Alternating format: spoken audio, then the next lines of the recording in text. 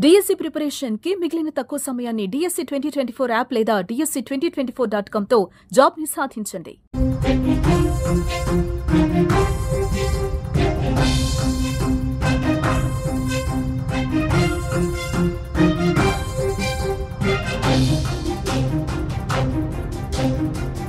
YouTuber జ్యోతి మల్హోత్రా గురించి సంచలన విషయాలు బయటకొస్తున్నాయి.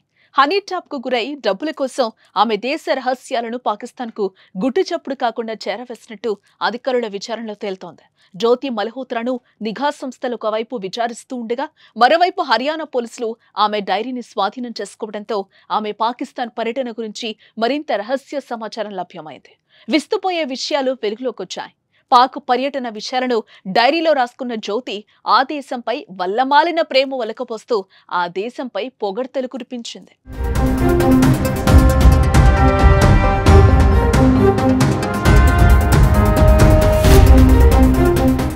ఆమె 10 రోజులు పాకిస్తాన్ పర్యటన విషయాలను సేకరించిన సమాచారం, వ్యక్తిగత అనుభవాలను డైరీలో రాసుకున్నారు. పాకిస్తాన్ ప్రజల నుంచి చాలా ప్రేమను పొందాను. మా సబ్స్క్రైబర్లు, స్నేహితులు కూడా మమ్మల్ని కలవడానికి వచ్చారు. మేము లాహోర్ను సందర్శించడానికి 2 రోజులు సరిపోలేదు. క్రేజీ పాకిస్తాన్, రంగురంగుల పాకిస్తాన్ అని కూడా అభివర్ణించింది. అంతేకాదు పాకిస్తాన్ అధికారులకు చేసిన అభ్యర్థనను రాసింది. అక్కడి దేవాలయాలను రక్షించండి. 1947లో భారతీయులు తమ కుటుంబాల నుంచి విడిపోయిన వారి ఫ్యామిలీస్ ను కలవనివ్వండి అంటూ జ్యోతి రాసుకొచ్చింది. అందులో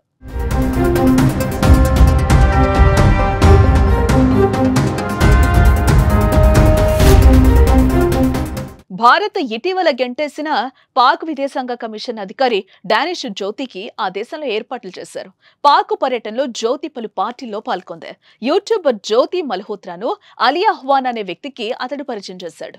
ఆ తర్వాత అలీ జ్యోతి మల్హోత్రాకు పాక్ లో వసతి సౌకర్యాలు ఏర్పాటు చేయడంతో పాటు పాకిస్తాన్ భద్రతా అధికారులు షకీర్ రానా షాబాజ్లకు పరిచయం చేసి వారితో మీటింగ్స్ ఏర్పాటు చేశాడు. షకీర్ నెంబర్ ని ఆమె తన ఫోన్లో జాట్ రంధావాగా సేవ్ చేసింది. ఇండియాకి తిరిగి వచ్చిన తర్వాత మల్హోత్రా వాట్సాప్, టెలిగ్రామ్, స్నాప్చాట్ ద్వారా వాళ్లతో కమ్యూనికేట్ చేస్తూనే ఉన్నట్లుగా తెలిసింది. అలాగే దేశ రాజధాని ఢిల్లీలోని పాకిస్తాన్ హై కమిషన్ లో డానిష్ ను ఆమె చాలా సార్లు కలిసింది.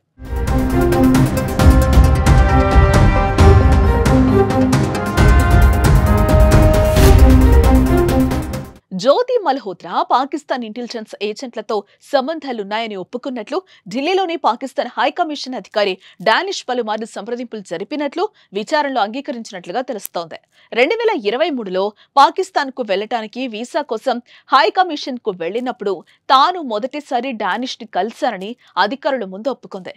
ఇంకా మరింత సమాచారం రాబట్టేందుకు NIA, IB దర్యాప్తు చేస్తున్నాయి. పహల్గామ్ ఉగ్రవాద దాడికి ముందు పాకిస్తాన్ పర్యటనలు, చైనా సహా ఆమె చేసిన టూర్లన్నీ క్షుణ్ణంగా పరిశీలిస్తున్నారు.